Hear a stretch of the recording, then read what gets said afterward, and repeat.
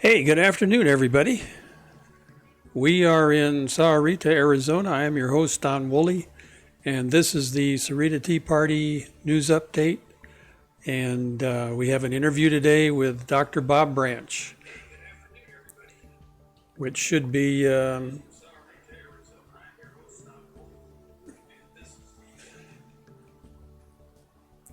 very interesting. We're going to talk about sex education versus sexuality education. There's a big difference between the two. So anyway, we hope you'll stay with us. Bob will be on about 5:15, And in the meantime, I'm going to talk about a couple of things. The Tea Party Patriots update on Sunday night, this past Sunday night, Jenny Beth Martin discussed red flag laws. And we had, and I'm going to use a little reference here, we had Representative Thomas Massey from Kentucky.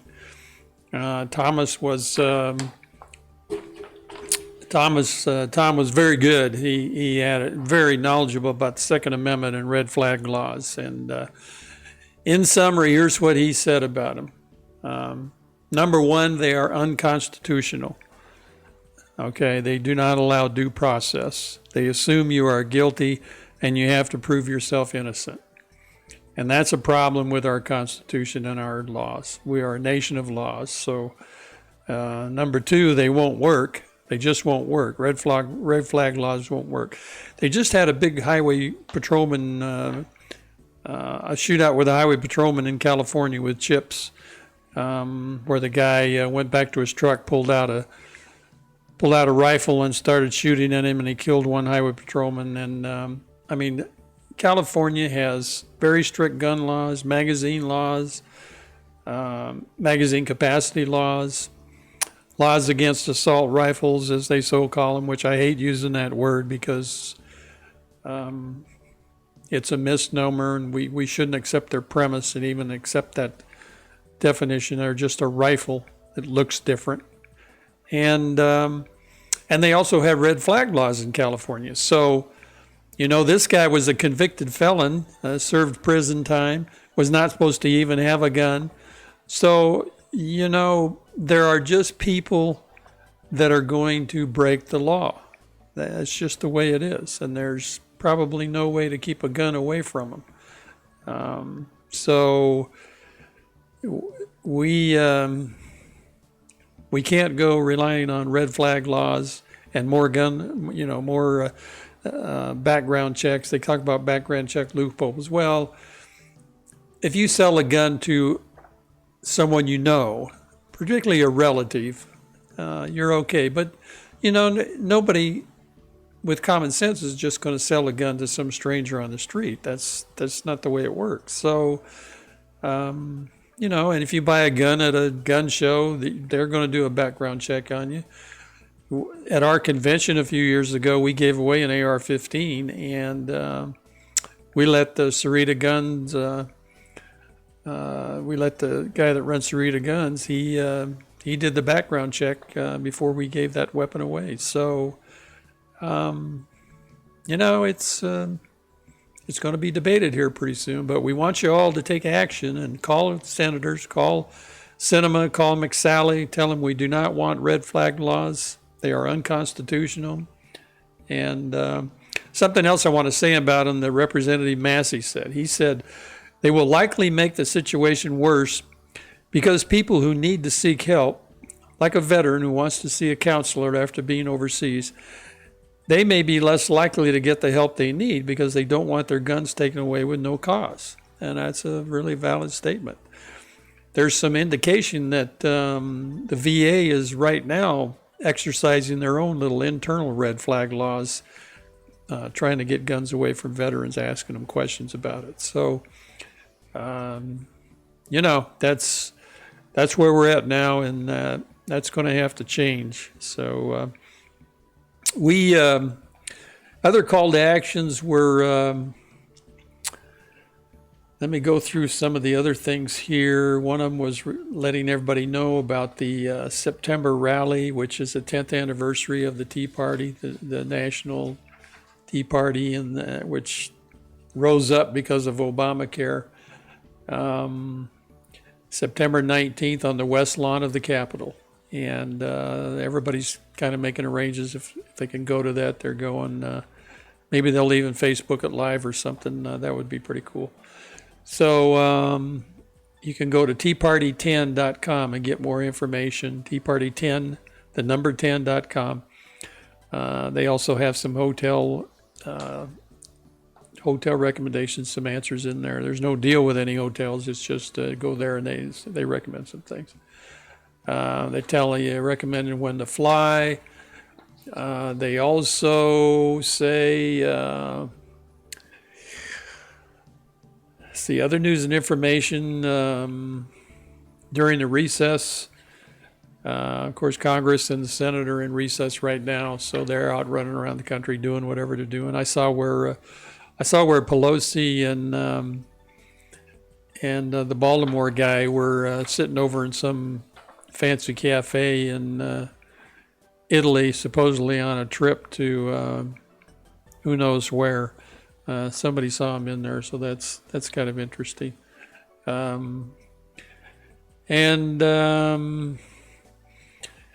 There were some other posts last week about this impeachment. I saw where Representative Nadler got slapped in the face by a judge about one of their subpoenas, which is good. I think the Justice Department is doing a pretty good job now under AG Barr. Now there is a tool. The White House launched a tool, and there's a link on it in the if you're a Google group member, this newsletter that came out from the Tea Party Patriots that I'm looking at. The White House launched a tool where you can actually go in and give them information if you're being restricted on any social media, or they're taking away your social media from you, Facebook, Twitter, etc. Let them know about it. And so that's all pretty good stuff.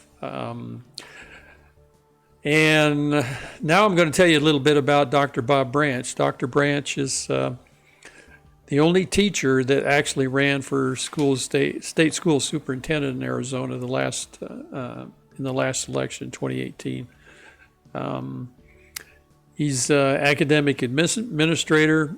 Dr. Bob Branch's administrative expertise includes campus director, dean of education, dean of technology, chair of the School of Business and Information Technology, and lead faculty content chair for the Doctorate of Management and Information Systems Technology. His teaching expertise is nearly 16 years, teaching up to and including the doctoral level in the disciplines of education, business, information systems, technology, research, and leadership. He's a businessman. He has 35 years experience in the field of information technology, which includes corporate management, corporate leadership, and corporate ownership. Dr. Branch is a veteran of the United States Air Force. He was a sergeant in the Air Force, which I'll thank him for his service when he comes on at 5:15. He's a family man. His wife's named Adele, and they just had their 38th anniversary in August of 2018, and must be coming up on 39 here. This is August of 2019. So, and the things we're going to talk about today with him are the state dollars, and that he's going to make the point that we're collecting plenty of tax money. We just have we don't have a revenue problem. We have a overspending problem in this state. So, and we've talked before with Ken Bennett and Jim O'Connor about this is the largest state budget in the history of the state right now. So the second thing Dr. Branch is going to talk about is sex education versus sexuality education in Arizona. And what's going on up in TUSD, up in Tucson, and the push by Kathy Hoffman, the current superintendent of schools, which he is certain this was a strategy going in when she ran for the election. This is where they were going to go. And then the final thing we're going to address is we want to talk about Bob has formed an LLC that's going to help find and help candidates in every LD in this state. You know, we have a lot of LDs that are very blue, and but even in those, like LD2, where we have 3 Democrats in control, two House of Representatives folks, and 1 senator, and we still need to find candidates to run against those people, and we need to get We need to get our message out. Republicans need to get their message out, the way I'll put it. Not our message, their message. And hopefully it's a conservative message that they can get out to folks. So anyway, I hope you'll stay with us. It's right now about 5:11, so I'm going to take a little short break, and we'll be on with Dr. Bob Branch in 2 or 3 minutes. Okay? You take care, and see you in a minute.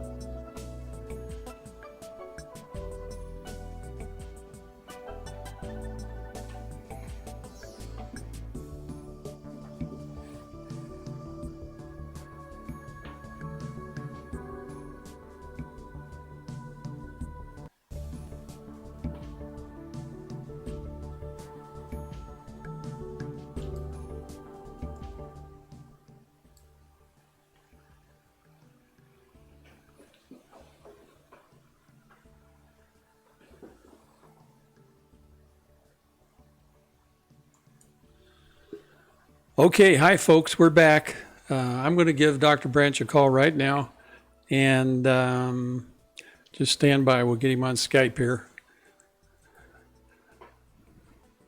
I have to call him and get his picture up, and once we get that settled, we'll be ready to go.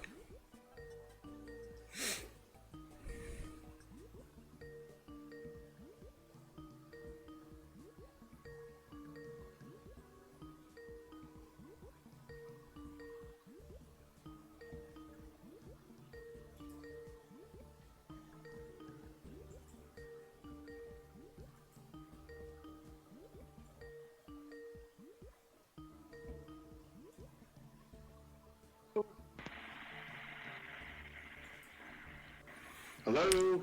Hello, Earth to Dr. Bob Branch. Speaking.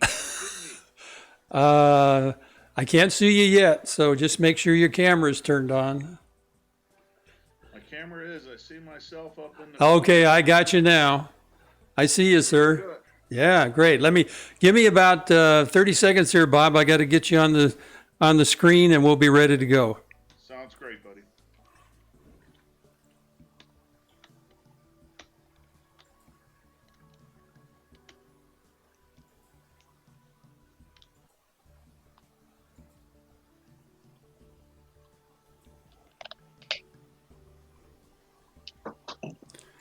And there's Dr. Branch. Okay. Hello. Say hi to everybody. Hello, everybody. Hopefully got this nice big crowd out there, Bob. So, hey, it's great to see you again. I was just finishing up giving everybody a little bit of your background, and a little bit of your bio that I found. I think it was on Arizona Freedom Alliance, did a nice biography on you when you ran for school superintendent. But first thing I want to thank you for is serving your country. Wow. You're speaking to a fellow U.S. Air Force sergeant. So welcome aboard and thanks for serving. Well, that's right, a fellow U.S. Air Force sergeant. I am with you as well, and thank you for serving as well. I do appreciate it, and to all of our servicemen and women and all of our first responders out there, I do want to say that I'm extremely proud of you, and I want to thank you very much for everything that you do so that we can sleep well at night. God Yeah, bless you all. yeah. Here, boy. That's really the truth, isn't it? That we thank him every night to ourselves. We pray for him, and our border patrol, ICE, policemen, sheriffs, all of them. I know a California highway patrolman just got killed out in California. Then they've got a big shootout going out right now in Philadelphia, I think it is, where 6 police officers have been shot. So Oh my gosh. yeah, it's a they have a hard job, and I grew up in a policeman's home. I grew up in my grandfather's house, and he was on the Colorado Springs Police Force for 25 years. So Okay. I know what they go through, and as a little kid and growing up, it was interesting. But seemed like he was always working and not home very much, and this was through World War II and after World War II and into the 50s, and it was pretty wild back during World War II with all the soldiers in Fort Carson, Colorado, right next to Colorado Springs. They used to have some busy times on the weekends because they'd all come downtown to party, and so Some steam. blow off some steam. That's right. Yeah, they even got Robert Mitchum one time arrested on a marijuana charge. So I think they still talk about that. But Wow. anyway, let's get into our interview. First, I want to make sure I get this right. I know you're teaching in college, and is mostly you're teaching at Grand Canyon University? Well, at Grand Canyon University, I do teach. I teach at a doctorate level. I teach teachers, superintendents, administrators how to run large organizations at the doctorate level. I also teach their STEM programs, cybersecurity, hacking, red hat. Red hat, black hat, and white hat hacking, and gray hat as well. So I not black hat, gray hat, and white hat hacking. And But also University of Phoenix, I'm the chairman for the doctorate in information system technology program. It's the largest information system technology doctorate in the world. And also I teach at a couple other universities as well. Okay, so great. Thank you, Bob. We know we wanted to discuss, and I'll let you get started now. The state budget, and we talked yesterday on the phone about revenue and we got plenty of state revenue, but we're spending like crazy. So let's get into that a little bit, how that affects education and your feelings about that. Well, at the beginning of the year, we had many people saying that we should raise taxes in this state.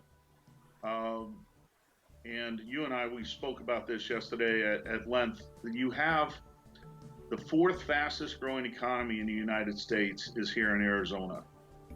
Arizona right now, Maricopa County is the fastest growing county for 3 years in a row, with over 220 people per day moving in just to this county.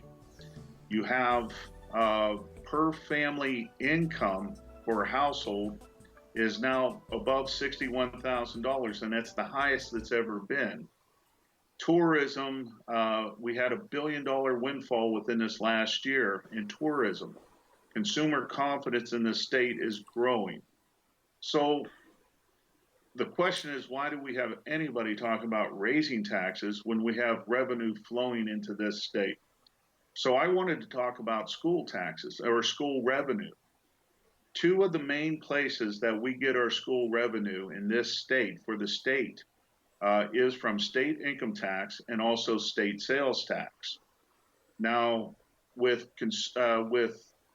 more people moving into this state or into this county of Maricopa County than any other county in the country, and high paying jobs because per family income now is highest it's ever been. We have more revenue coming into the schools because of state income tax. State sales tax, you have consumer confidence skyrocketing in this state. You have spending, you have tourism up. And with that, we have more sales tax money generated, and that goes to schools as well. Now, at the local level, that's at the state level. Now, at the local level, your property taxes and your county taxes that you pay, a lot of that goes towards the local schools and the local county revenue.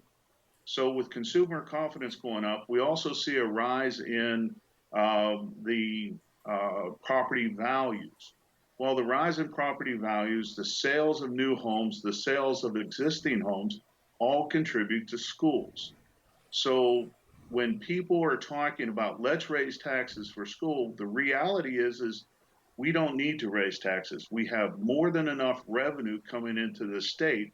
But as you said, we have a spending problem. We don't have a revenue problem. So we don't need to generate more taxes. Now, there's initiatives out there, uh, for instance, from the Halos Group that want to have a $1.60 per $100 value of a home increase in property taxes to go to schools. Now, that means that the average property in this state is about $290,000. So you're looking at over $4,600 more per year per homeowner that this group wants people to pay in taxes for just schools when we absolutely don't need it. I wanted to get the word out. The word is really simple. John F. Kennedy uh, had his saying he took from the New England Council, which was all a rising tide lifts all boats. Now, James Carville, the manager for Bill Clinton's campaign, he says it's the economy, stupid. We have the greatest economy we have ever seen in this state. We do not need to raise taxes. The rising tide is lifting all boats in this state. We see higher incomes, we see higher property values, we see tourism through the roof. We actually fought for about 3 months in this state on how to spend almost $1 billion windfall. So, and we put a lot away in rainy day fund. We should have, spent down the debt in this state. But now we have another windfall. Why are we even talking about raising taxes in this state? We should talk about how to spend the revenue that is coming in. We should not be talking about raising taxes. And you'll see in 2020 there'll be initiatives on the ballot to raise our taxes, and it's absolutely not needed. So the $1.60 per $100 of value, that means that if your house is worth 300 grand, you're talking about an additional 4,000 plus on top of your property tax you're paying right now, right? That's absolutely correct. So on top of the property taxes you're already paying, the average family home right now in this state is 290,000. So you'd have over 4,600 more dollars that you would have to pay in taxes if you own just the average family home in this state. That's going to bankrupt a lot of people, and that's just not fair. This state has a large elderly population, and that would just crush them. And to me, it's not needed. It's not needed. The economy, and conservatives have been talking about this all the time. We have to generate, if we generate job growth, if we control our budget and control our spending, there'll be enough revenue. Well, it's happened. We did it. So now let's spend the money wisely, but let's not raise taxes anymore. That just, it doesn't make any sense, and it would hurt the medium income family in this state. It would be a huge tax burden on just the average Joe. And I don't care what political persuasion you are, $4,600 is, could be the difference between living in a house and not. And to me, that's absolutely, we should not be raising taxes. There should be absolutely no reason to. And I also know we have in addition to the tax issue, I don't think you're ever going to satisfy the education folks with you're never going to have enough money for the schools, and everybody always wonders what schools are doing with their budget. We're in very close contact with our superintendent down here, our school superintendent of Sahuarita schools, and we he has put in for some overrides and some other things, but everybody wants to know, we need to get the money to the teachers. I have no problem paying teachers more money, but there has to be somewhere we have to draw the line, because the folks that you're talking about that want to, raise these kind of taxes, they're never going to be satisfied with any plan to give, the sky's the limit. There isn't enough money in the world to satisfy them. So. Well, and I think it's funny if you look at a couple of the U.S. congressmen that are on the left. They were talking about let's have a $15 an hour minimum wage. As soon as Congress voted on it, one of them came out and said, "Well, that's not good enough. We want a $20 an hour minimum wage," and they just voted on the $15 one. That's kind of the way this is, right? Yeah. What's the outcome? What should we expect? What about the children? I would love to see our teachers getting paid what they're worth. I want to see a great body of really good professional teachers out there. However, what we have to understand in this state, we have local control. So when the governor and the legislator gave a 20% raise by 2020, many school districts, and including like Tucson Unified School District, did not give the teachers their raises. They used the money elsewhere, and they're permitted to do that. So you're going to have teachers coming into this next election cycle saying, well, we didn't get our raise. We were lied to. No, you weren't lied to. The money was allocated. It's just your school district and your school board chose to have that money go elsewhere. It did not go down to the teachers. And that's the biggest problem. When you try a top down, there's nothing in our Constitution that says we can mandate directly to that teacher. And that's, something that everybody has to understand.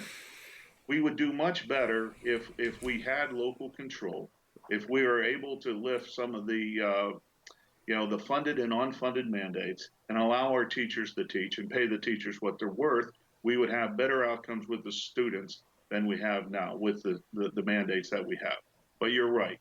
With some groups of people out there, it's never going to be enough. And we're always going to hear that. It doesn't matter how much they get, they will want more. As soon as we vote to give them more, they'll want more on top of that.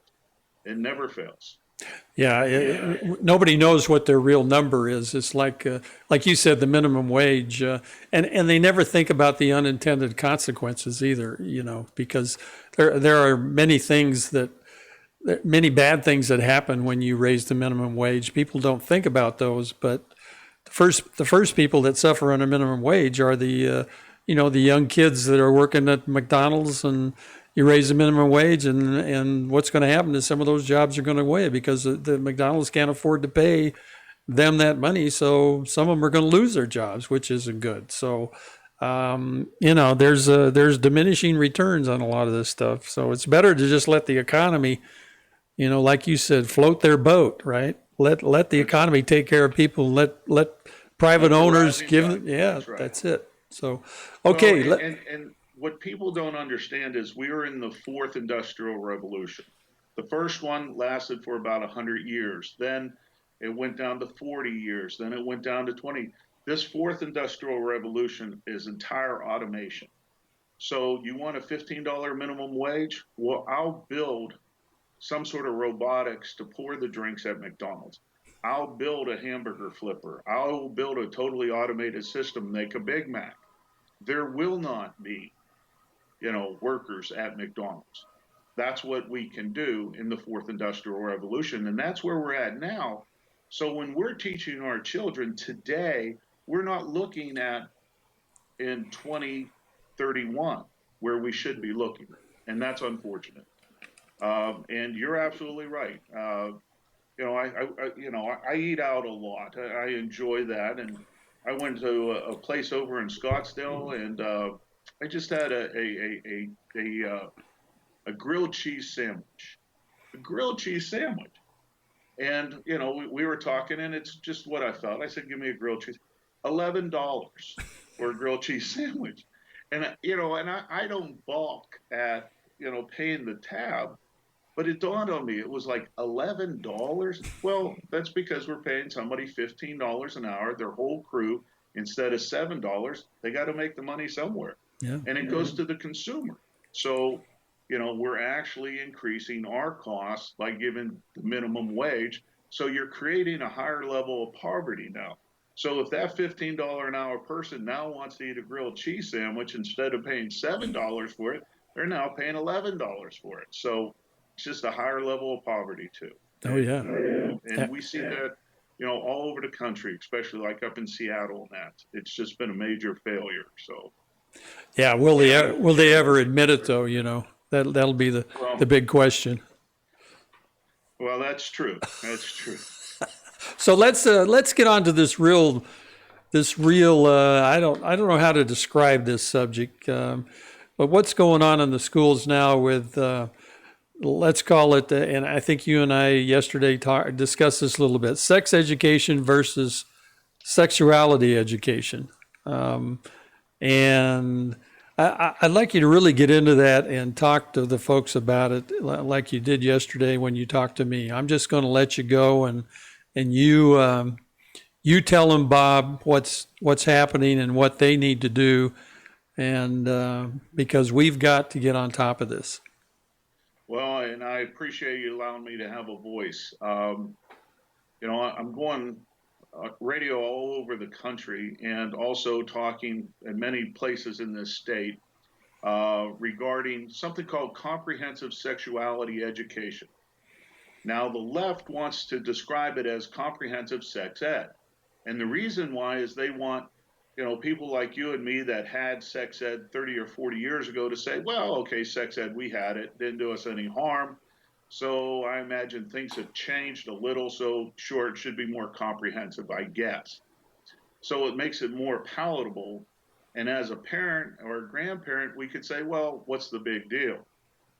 Well, that's not what we're talking about here. We are talking something called comprehensive sexuality education. Now, sex ed is the biomechanics. Here's what happens to a boy when they grow up to be a man. Here's what happens to a girl when they grow up to be a woman. Here's how babies are made. And here are some issues that could happen if you have, unprotected sex and stuff like this. And we also teach abstinence in this state.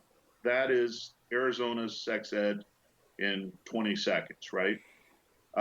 Comprehensive sexuality education now is a kindergarten through 12th grade on the psychology of sex. So they want children to explore all sexual feelings, kindergarten through 12th grade. They want a child to be able to question their sexual identity, their sexual gender, and their sexual preferences. The school will provide activities to help facilitate all of this. Now, the question is, who would be behind this? Well, if you look at globally, you have International Planned Parenthood is the major funding arm. You have CARE, you have UNICEF behind it, and even the Girl Scouts are behind it. These are initiatives right now that, well, let's say, and I have a slide for you, for instance, and they show children this. It's called instead of the gingerbread man, right? they have something called, because you can't call it a male or a female anymore, it has to be a person. So you have the gender read person. Now, this is a tool that's used to describe to children that there are no such things as a male, there's only maleness. There's no such thing as a female, there's only femaleness. And everybody on a sliding scale is somewhere in between.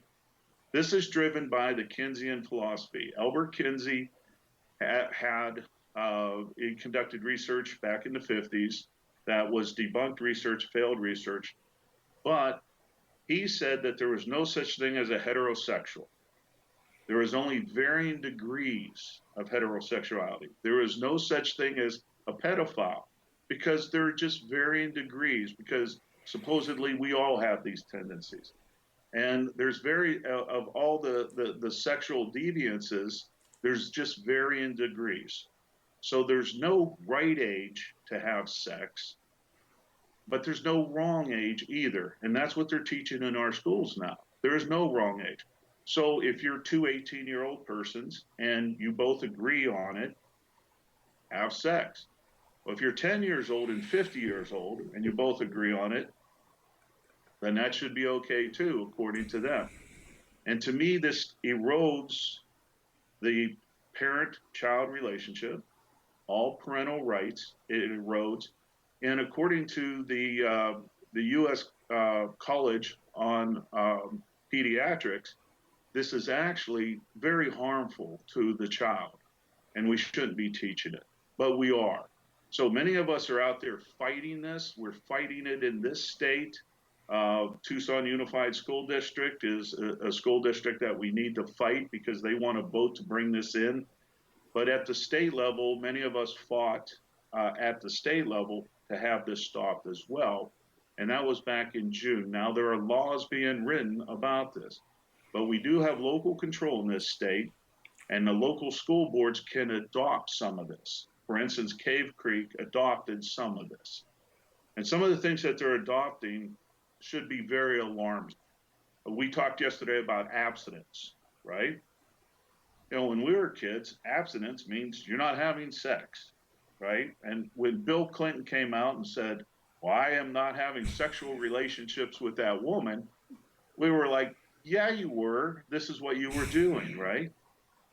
Well, they have redefined abstinence. So abstinence is, hey, I like you, you like me, let's hold hands, let's kiss, let's not have sex. But now they rewrote it to also include oral sex, anal sex, and mutual masturbation. That is now in writing, and that's what's being taught in some of these schools as safe abstinence. And at sixth grade, this should not be happening, but it is happening in our schools. So let me ask about what can the people down here do right now as far as Tucson Unified School District and some of the action they can take. What can do? Letters to the editor, maybe writing the school board down there. What do you think? Well, there's there's several things that we could be doing. First of all, understand there's a complete difference between sex ed and sexuality education. And we need to understand that when they put the word comprehensive in front of sex ed, they mean comprehensive sexuality education. So understand it for what it is and fight that. There's an organization called STOP, and comprehensive sex ed is CSR. So it's stopcsr.org. There's all the videos that describe what I'm saying on there. There's all the books, material, everything to fight it. There's also a petition on there where you sign up using your email address and put your name on it. We want 10,000 signatures so that we can deliver it to the governor and have him make sure that he stops comprehensive sexuality education in this state. But all the literature to fight this is on there. Now, what we're doing is practicing something called the tsunami effect. So in June, when Kathy Hoffman, who is the superintendent of public instruction, wanted to put some of this in the state level, uh, we rallied the troops. So many organizations unified. We went down to the state Board of Education. The room held about 120 people. There were so many of us, we overflowed that room into the hallway. We overflowed that room into the overflow room. We overflowed the overflow room into two more rooms. There were hundreds of us down there. That's a tsunami effect. We need to make sure that Tucson Unified School District knows that we are not going to accept this. We are not going to accept this in our public schools. And we had a tsunami effect down at Tucson Unified School District about a month ago. So this month they put off the vote. But next month they want to put it on their calendar for the vote. What's happening down there is they're not being transparent. They're not letting parents know exactly what they're going to be teaching because they say it's just revisions. It's not new curriculum. So therefore, the parents really don't have a right to review before they implement. But that's just ridiculous. It is new curriculum. It's curriculum that's being brought in by Planned Parenthood. And this is, this is the tsunami approach. Get involved. Understand the day that the meetings are happening. Now, if you go on stopcsr.org, you will see calendars. You'll see everything there. You'll get a newsletter. It will tell you, hey, rally the troops. This is the day it's happening. Show up. Even if you don't talk, even if you don't say anything, you're one of the people that are fighting this. Get involved. There's many great organizations out there like Purple for Parents and that. Contact me on my website. My website's Dr. Bob Branch. That's drbobbranch.com. Get involved in this. But there are many of us fighting it, and we just need everybody involved in it now. If you're an organization, if you're a head of an organization, or if you're a business and you can help out printing materials, whatever, get involved. But we have to stop this. It's absolutely not right. And this is a global initiative. It's a global initiative. For instance, Croatia just made it illegal because they enacted it a few years ago and they seen what a harm it is. So the entire country banned it. So we need to get behind it and we need to stop this. This is not sex ed. I'm not an old prude, right? I'm not the one that says no sex ed. No, I think we should protect our children. And our children are the ones that, should understand, of course, the biology and the mechanics and the potential dangers. But when you start, teaching a 5-year-old about sex, there's something wrong with that in a public school system. So we need to stop this. And it's actually dangerous for the children. Well, I got on the website today, and I did sign the petition. We sent out that information to all of our Google group, and so hopefully folks will jump on board, and we'll make sure they know when the next TUSD school board meetings is. It's pretty much on the news, talking about it every night here. So it's been a little calmer right now, but I'm sure it'll come back up, and hopefully we can get parents up in Tucson to to rally and go in and speak for their kids, because you're right. We don't need to be teaching this to our children or our grandchildren, whatever the case. So, well, and there's activities in there too that, I just unplugged this phone, so it would not ring again. Thank you. Yeah, I turned off. You heard our clock yesterday. I stopped the clock today, so we can't hear the clock ticking. Yeah, that's right. Well, the phone went off. We got one of those old time, French phones. Yeah, yeah, sounded good. So, yeah. So it's an old ringtone, but it scared the bejeebies out of me. It was like, what is that? So they have activities going on that we should be aware of, and a lot of the activities that they're talking about enacting in these schools go up to and include same-sex role play, having condom races. See who could put the condom on the banana or the other representation of male genitalia. And this is 10-year-olds. And so to me, this is something that parents absolutely need to be made aware of, that these activities, and it starts actually at the 5-year-old level. So this is kindergarten through 12th grade, and we have to fight. I know you sent that out today. There's two great videos that you sent out, and I'm very well aware of that. The one is brand new about Tucson Unified School District that Stop CSR just came, CSE rather just came out, CSE.org just came out with, and it's very insightful what's happening down there. It shows how they want to cover this up, how they don't want parents to know what's in the curriculum. Well, we have the curriculum. It's actually some of that's on the stopcse.org's website that shows some of the curriculum. It shows how the curriculum has failed throughout the states that put this in. It shows how, you know, the parents were told it would help, and it has actually done harm. And to me, we have to fight this. Election has consequences, folks. And right now, the person that's in that office right now is doing harm. So just want to put that out.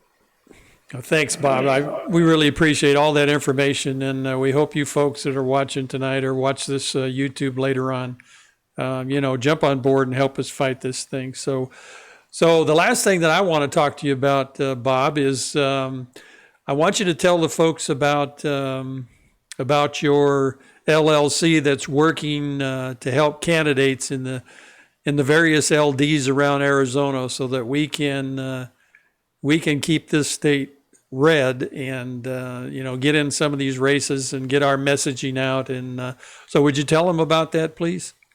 Sure, and I told you yesterday this is going to be the first announcement, so you have an exclusive. Hey, see, there you go. And we thank Jim O'Connor, who's your guest last week on that's this, right? Yeah. And so I ran for superintendent of public instruction 2018. That was actually 17 months of campaigning. This state is 3 times the size of Ohio. We put on my Jeep almost 50,000 miles, almost 2 times around the world in 17 months campaigning. Now, I campaigned traditional.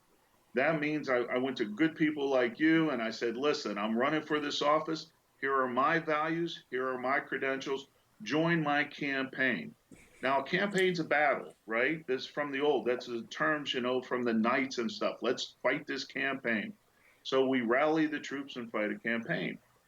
Well, it's very difficult, especially when you belong to a party called the Conservatives, for them to go into their pocket in a primary and say, here are money. Here is money. Now, there's a lot of good people out there that, here's $20, here's $40. And, every single one of those contributions are humbling to the campaign. It's just difficult to raise any money in this state. We always say to ourselves, when we look at that ballot in the general election, why don't we have good candidates? How many times, to your viewers out there, how many times have you looked at that and said, I could do better than these people? Yeah. Well, that's the reason why I started this company. It's called the Power of Fives. The Power of Fives mission is very simple. We want to recruit. We want to train. We want to groom. We want to create a winning strategy to get clean election candidates elected into key positions in public office. We want every LD legislative district out there that doesn't have a Republican running, we want to have a Republican running. We want every LD out there to have good conservative candidates. It's not enough that there's an R. We know that a lot of people out there are rhinos in our state. We want to have good people in those. We want to have good representatives. So The philosophy is simple. There's something out there called clean elections. Many Republicans and myself as well did not support clean elections. However, if you're in a campaign, for instance, a statewide campaign of superintendent of public instruction, in 2018, if you collected 1,500 individual $5 contributions, and you turned them into the state government gave you $106,000 to run your campaign. Traditional, if you can collect $30,000-$40,000, is pretty much a miracle. So on election night, I was ahead. And I shared this with you because we were at a really great rally that was over at Leisure World. We had Andy Biggs over there. We had who was soon to be our new Speaker of the House. Rusty was there, and we were all winning. Right? It was a wonderful night. Well, Adele, my wife and I, we left. And we sat there in the car, and I'm driving home, and she asked, "Why are you quiet?" I said, "Do you realize that in our campaign bank account, we only have $350? Kathy Hoffman, who ran clean elections, was going to go down and collect over 120 some, or almost 160 some $1,000 the next day." And I had envisioned that I was now the candidate, and I'm there. I have to raise some serious money. Well, that's a big issue because if you look, our state did not give any help to many of the candidates, statewide candidates, as House of Representatives, Senate, and also, for instance, Corp Commission, Superintendent of Public Instruction, Treasurer, Governor, and that. Well, many of those offices, the state Republican Party gave no help to in the general election. None. No money, no nothing. And we lost. We lost these offices. So we can't rely on our own party. So that frustrated me. I said, okay, I can do better. I know about elections. I was LD chairman at LD 13.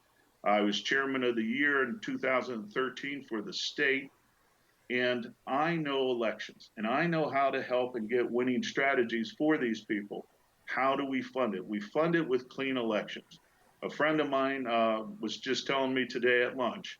He says, run the campaign of the people and paid for by the people. And that's clean elections candidates. So I am out now recruiting in all areas of this state candidates that want a complete turnkey type of support, one that understands campaign management, campaign leadership, campaign strategy, campaign finance, media, print media, and how to do everything. I am interested in a candidate that wants to just go out there and campaign and win. Everything else, we will help navigate them through so that they get their funding to do it. And many people don't run because they don't have the funding. Many people don't run because they don't know how to do it. Well, we know all that. We have the experts to do that. So we're looking for candidates that say, I can do better. Bob, let's do this. So that's what it's called, the power of fives. Yeah, powers of fives. Well, kudos to you. And I know you told me too that one of the guys, one of the people on board with you, who's a good friend of ours, is Ken Bennett, our former Secretary of State, which would be a wonderful addition. I mean, I don't think anybody knows more about clean elections than Ken Bennett. So, well, and in all seriousness, when I put this together, and we had, fortunate enough, we're fully funded in that. The person I reached out to was Ken. First of all, a person that I respect, and I think most people in this state have the highest regards for this individual. But he ran clean election. But not only did he run clean election for Secretary of State, he was in charge of our elections for the state for 2 terms as Secretary of State. Right. Nobody in this state knows clean elections better than Ken. So I approached Ken. Ken's on board. He's doing a lot of consulting with me now to get this up and running. So it's a good guy. So let me tell you as we wrap up here, I want to ask you kind of a personal question. Since you were LD13 chairman, you're familiar with LD13, and we have a real favorite son down there, Darren Mitchell, and I was really shocked when he lost his seat the last election, and do you know what that was all about? I mean, I honestly, I couldn't believe it. Well, LD13, there was a big shift, right? First, most of the LD was under CD8. Trent Franks resigned. Right. So when Trent Franks resigned, because Mitchell and Montenegro always ran together, right? Mm-hmm. So Montenegro ran for Trent Franks' office, Right. For U.S. Congress. Well, there was some scandal that came out, and many feel it was unfounded.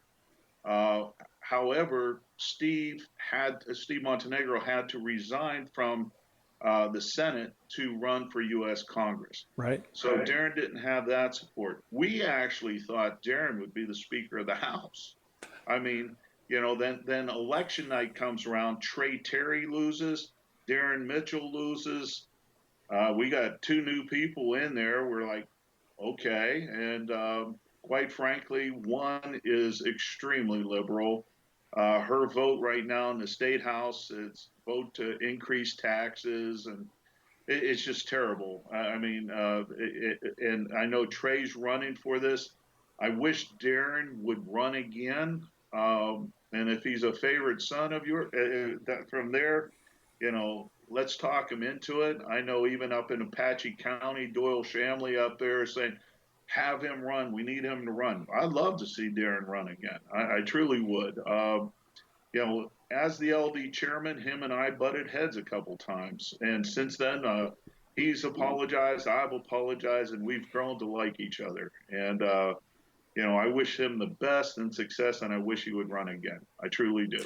Well, we'll work on him too, because we've even had him come down here for some of our events, Bob. Yeah. Because he's we just like him so much, and he came down to Patty and I put on a convention a few years ago, the Defending the Constitution convention. We had about 300 people, but we had folks from all over the state, and Darren came down with his wife, and so that's where we met him the first time, and we just kind of been friends ever since. So, yeah, one place that I really love and respect him. That is the national popular vote, his fight against it.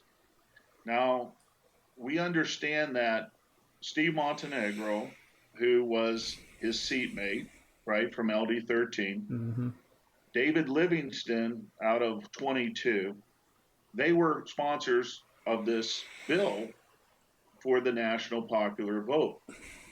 The person that was their campaign manager was also, in charge of the national popular vote in this state. It took intestinal fortitude for Darren Mitchell to step up and say no to his manager, who is also the lobbyist for a national popular vote, Right. and also his seatmate, Steve Montenegro, and say, I will not vote for the national popular vote. That took him, and that's when I fell in love with Darren Mitchell that day. And that was absolutely the right decision too. The national popular vote is just a terrible, terrible idea that goes against. It goes against the Constitution, the Electoral College, everything that works in this country. That's so fascinating. The part of the Constitution that's so fascinating that the founding fathers put together. That the way they did it was it's just unbelievable. And people talking about in this phony thing they're doing now with the Electoral College, where they're saying, well, if your state votes for a different guy, you have to give your electoral vote. No, all that's all that nonsense is unconstitutional. So they can go through the motions and do that stuff, but it's not going to happen. So, the only way to change the Constitution is through an amendment. And you got to get that through 3/4 of the state. So good luck with that, because that ain't going to happen. Well, and I went to Montenegro, and in 2012, Steve Montenegro was one of our electoral college votes, right? And I went down. I don't know if you've ever done this, but when they canvass their votes and they sit there, each one of the members gives their speech and casts their vote. Yeah. Well, in 2012, this state went to Mitt Romney, not Barack Obama. So Steve gave his really nice speech on, his family immigrating into this country and how proud he was, and he said, and I proudly cast my vote for Mitt Romney, even though Obama won. He got to say, I cast my vote. Mm-hmm. And I said, Steve, do you know the bill that you sponsored?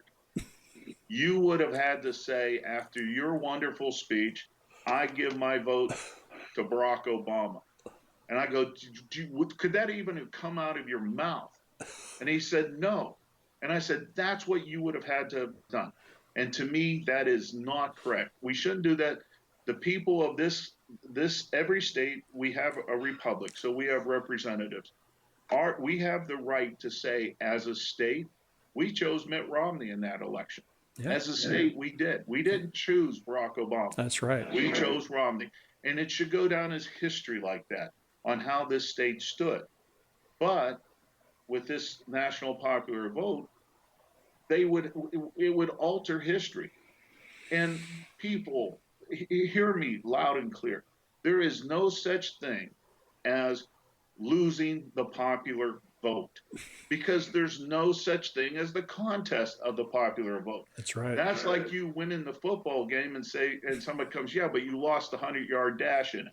Well, it wasn't the game. Yeah. This is how to collect the most electoral college votes. Yeah, I get a kick out of people, college football, which I follow very closely, Bob. I'm a Colorado Buffalo at heart, so we, I follow it very closely. And somebody loses, 15-14, but they tell you, well, we got more first downs and more yardage and more. Yeah, well, that's fine, but the only thing that counts is that number on the scoreboard, right?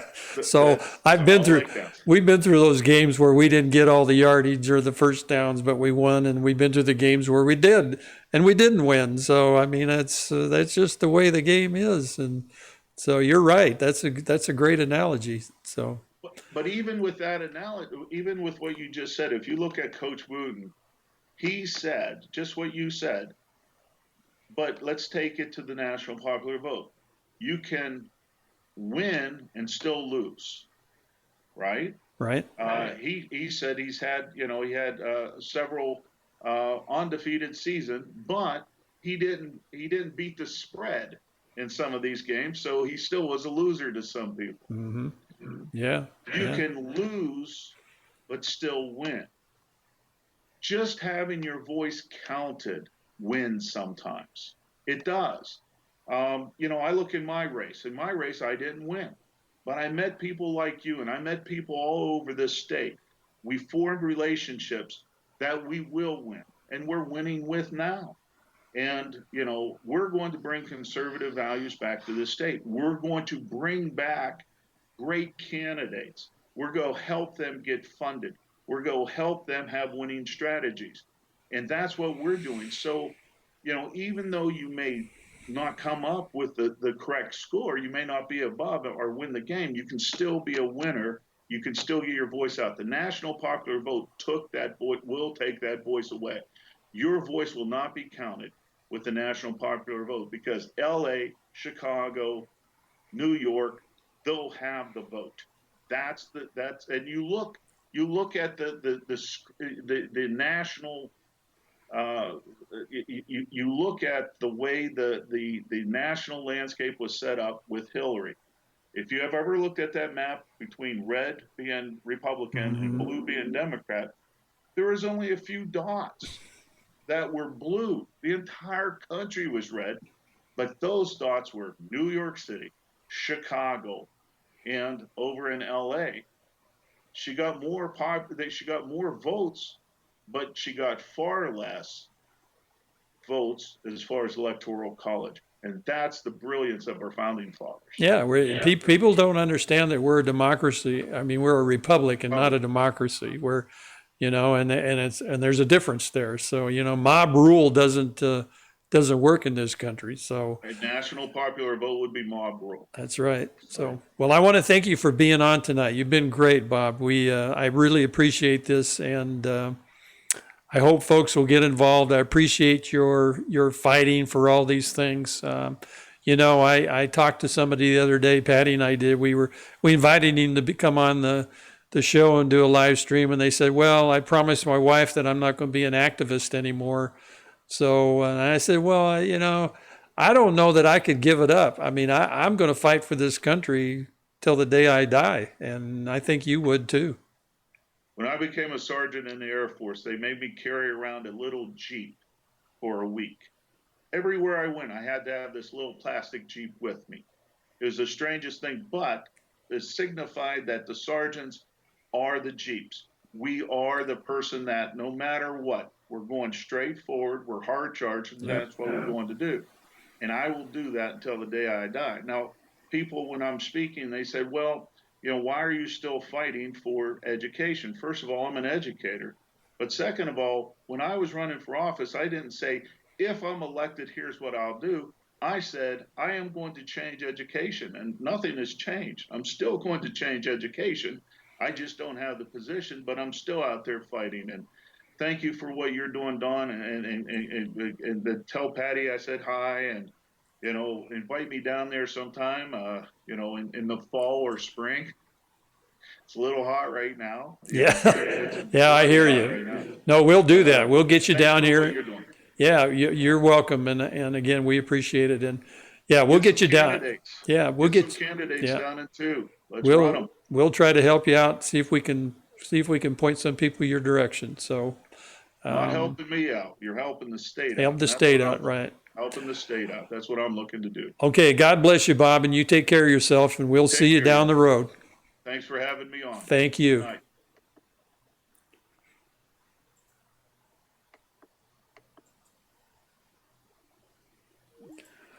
Okay, ladies and gentlemen, that was Dr. Bob Branch. He was just terrific. He's got a lot of things going on, and I hope that you folks listen to some of that, and it'll sink in, and we'll get involved and start fighting some of these things that are happening. So it's not just at the national level; it's happening at the state level. So listen, I'm going to take a break now, and I'll be back in a few minutes, wrap it up. So we'll see you in a little bit.